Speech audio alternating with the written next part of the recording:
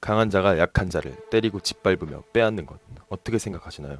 당연히 옳지 않은 것입니다. 도덕적이지 아니하며 인권을 모독하고 상해와 절도는 명백한 위법 행위입니다. 하지만 놀랍게도 이 모든 행동들이 만연하던 시대가 있었습니다. 16세기부터 19세기의 유럽 열강들은 이러한 약육강식이 당연하다고 생각하는 제국주의적 사상에 빠져들어 너도나도 식민지 확보에 뛰어들었습니다.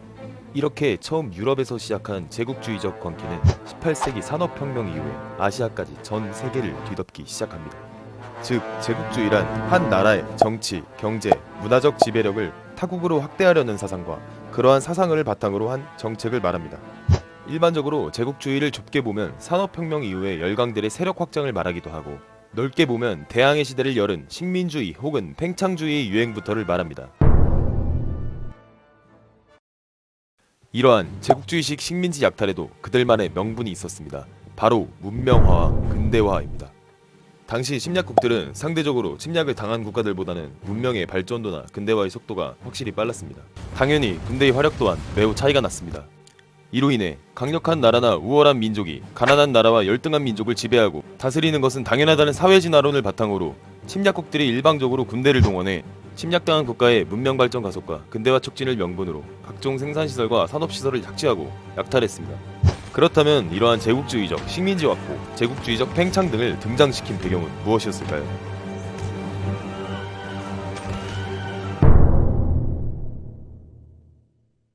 앞에서 말씀드렸다시피 제국주의는 좁게 근세 제국주의, 넓게로는 근대 제국주의 두 가지로 볼 수 있습니다. 먼저 산업혁명 이후에 근대 제국주의 탄생은 자본주의와 밀접한 관련이 있습니다.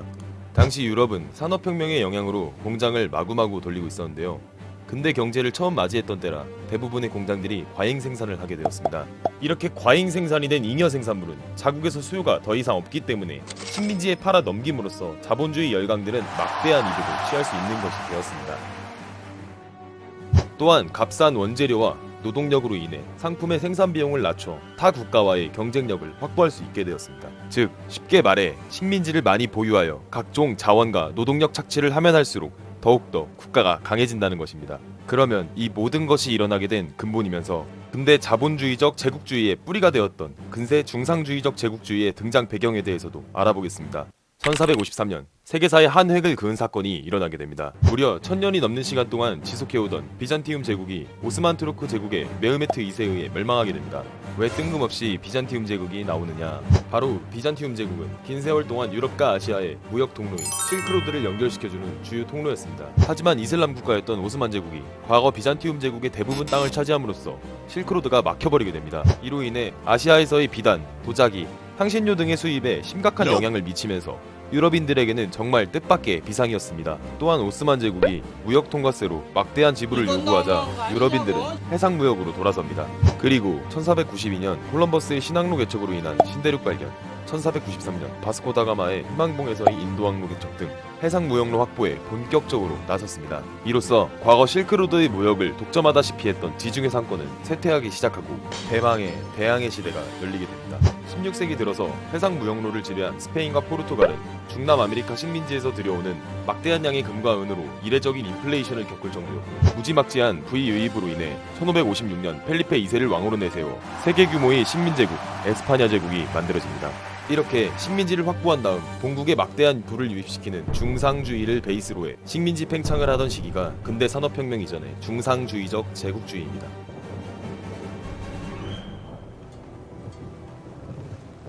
계속해서 제국주의 열강의 표본이자 근대 제국주의를 주도했던 영국에 대해서도 알아보겠습니다. 영국은 24만 3,891제곱킬로미터의 면적을 가진 생각보다 작은 섬나라입니다. 한반도 크기의 약 1.1배 정도밖에 하지 않는 유럽의 이 섬나라는 20세기 이전까지 전 세계에 엄청난 영향력을 끼치면서 최전성기 시절 세계 육지 면적의 4분의 1과 세계 인구의 6분의 1을 보유했으며, 영토 면적으로는 역사상 최대, 인구수로는 당대 최대의 규모를 자랑했습니다.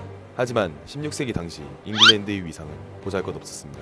영국이 이러한 발판을 밟기 시작한 대항해 시대의 시작은 이미 스페인과 포르투갈이 대부분 엄청나게 앞서고 있는 상황이었고, 영국은 대항해 시대의 식민지 확보에 이제 막 뛰어드는 작은 섬나라에 지나지 않았습니다. 하지만 점점 스페인은 너무나도 과도한 제국주의적 팽창 정책으로 해적과 반란으로부터 지킬 곳이 너무 많았고 결국 과도한 국력 소모로 예전 같은 대제국의 힘을 유지하기가 힘들었습니다. 더군다나 영국한테 당시 스페인에 잘 나가던 부적 함대가 격파된 후 서서히 쇠퇴의 길로 접어들게 됩니다. 이후 영국은 스페인이 빠진 대서양에서의 주도권을 쥐고 수많은 해외 식민지를 확보하게 됩니다. 이어서 1707년 잉글랜드와 스코틀랜드의 합병으로 그레이트 브리튼, 즉 대영 제국이 된 영국은 이후에 계속해서 엄청난 제국주의 팽창을 하며 승승장구합니다. 그리고 이어서 프랑스와 네덜란드도 신흥 강국으로 부상해 영국과의 경쟁에 돌입하지만 전부 영국에게 박살이 나고 대혁명으로 체제 전복에 성공한 프랑스가 다시 한번 유럽을 휩쓸면서 강국으로 떠올랐지만 이 역시 1815년 워털루 전투를 끝으로 영국이 완벽하게 제국주의의 끝판왕 자리에 오르게 됩니다. 마침내 산업혁명 이후에는 영국이 빅토리아 여왕 시절 해가 지지 않는 나라라고 불렸던 대영 제국이 최전성기에 돌입합니다. 이 시기에는 산업혁명으로 인한 증기선과 전신 등의 신기술을 통해 전 세계의 바다를 지배하며 아편전쟁으로 동북아시아 지역까지 제국주의 영향력을 펼칩니다. 또한 아프리카에서는 종단 정책이라는 제국주의 팽창 노선에 따라 이집트의 카이로부터 남아프리카의 케이프타운까지 식민지를 확보했습니다. 특히 이 당시의 모든 서양 열강들, 영국, 프랑스는 당연하고 뒤늦게 독일, 이탈리아, 미국, 러시아 등은 모두 제국주의 팽창에 미쳐있던 시기입니다. 이어서 영국은 세계 대공황과 1차, 2차 세계대전을 겪고 쇠약해진 국력과 여기저기 빗발치는 식민지 국가들의 독립선언으로 점점 몰락의 길을 걸어갑니다. 유럽이 아닌 아시아에서도 제국주의 형식의 식민지 경영국이 있었습니다. 바로 일본입니다. 1868년 메이지 유신 이후에 일본은 빠르게 근대화에 돌입했습니다. 이에 따라 수많은 정책과 사상도 서양 열강에서 들어왔고 그 시대에 엄청난 피바람을 불러일으켰던 제국주의 사상도 빠질 수가 없었습니다. 마침 근대화에 성공한 일본 역시 과잉 공급으로 인해 식민지가 필요했었습니다. 하지만 여러 열강들은 대부분의 식민지를 이미 확보한 후였고 발등에 불똥이 떨어졌다고 느낀 일본은 옆나라인 조선부터 건드렸습니다. 바로 우리나라도 제국주의의 희생양이 되었던 것입니다. 이후 1895년 일본이 청일전쟁을 승리함으로써 랴오둥 반도 및 대만 확보를 했고 본격적인 대륙으로의 식민지 개척에 나섰습니다. 이때 일본은 전쟁을 통해 식민지를 얻고 식민지를 통해 돈을 벌고 그 돈으로 또 전쟁이라는 사고방식이 일본 정부뿐만 아니라 모든 국민들에게도 정립됩니다. 하지만 일본의 한반도 장악과 동아시아 장악을 견제하던 러시아가 독일과 프랑스를 끌어들여 랴오둥 반도를 반환하게끔 했고 이때 오히려 영국은 영일동맹을 통해 일본의 편을 들며 러시아식 제국주의의 남하 정책을 견제했습니다. 동아시아의 판도를 두고 서로 견제하던 러시아와 일본은 결국 러일 전쟁이 터지게 됩니다. 이어서 1905년 러일 전쟁에서 일본이 승리한 후 한반도에서 모든 열강들의 간섭을 없앤 일본은 그해 11월 을사늑약을 통해 본격적인 한일 합병에 들어갑니다. 이후 일본은 이때 맺은 영일동맹을 계기로 1차 세계대전에 연합국으로 참전.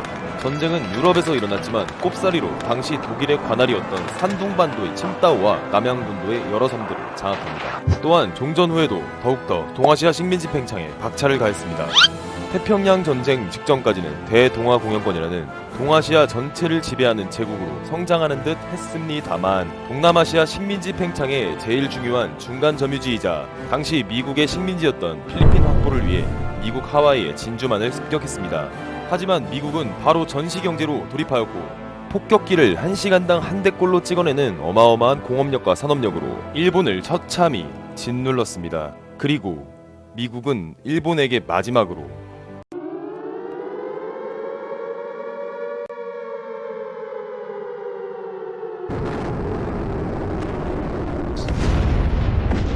원자폭탄을 선물하였고 일본은 이렇게 몰락해버리고 맙니다. 이렇듯 처음에는 단순 신항로 개척을 통해 무역로를 재확보할 목적이었지만 인간의 이기심이란 끝이 없어서 그런 걸까요? 약소국들이나 원주민들의 영토를 침범해 약탈하고 학살하며 일방적으로 본국에만 이득이 되는 행위들을 자행하게 되었습니다. 이것이 본국에는 오히려 막대한 부의 증가와 실업 감소, 기호품 제공, 국가 위신 상승 등으로 심지어 자국 내에서도 엄청난 지지를 받았던 것입니다. 더 나아가 전세계 열강들의 과도한 제국주의 식민 경쟁은 세계 곳곳에서의 크고 작은 전쟁으로 이어지게 되었고 마침내 제국주의 국가들의 대규모 충돌인 1차 세계대전으로까지 이어지게 되었습니다. 그리고 이후에는 제국주의가 타민족 침략, 타민족 증오 등 배타적 민족주의로 변절되어 2차 세계대전에서 독일의 유대인 학살, 일본의 난징 대학살 등이 일어납니다. 이러한 과거 제국주의 국가들의 만행들로 인해 아프리카는 아직도 제국주의의 폐해에서 벗어나지 못하고 있는 상황이기도 합니다. 과거 제국주의 국가들의 지속적인 식민 교육을 통한 자립 능력 감소 등이 있고, 현대에는 심지어 독립을 승인할 때도 각종 산업시설, 기반시설 등을 일부러 파괴하고 가버리는 상황 때문이기도 합니다. 또한 어느 정도 자립력을 갖고 있지 않은 상태로 급격하게 독립을 시켜서 현재까지도 수많은 국제 문제로 치닫고 있는 상황입니다. 이상 제국주의의 뜻과 등장 배경을 영국과 일본을 중점으로 해 알아보았습니다. 시청해주셔서 감사합니다.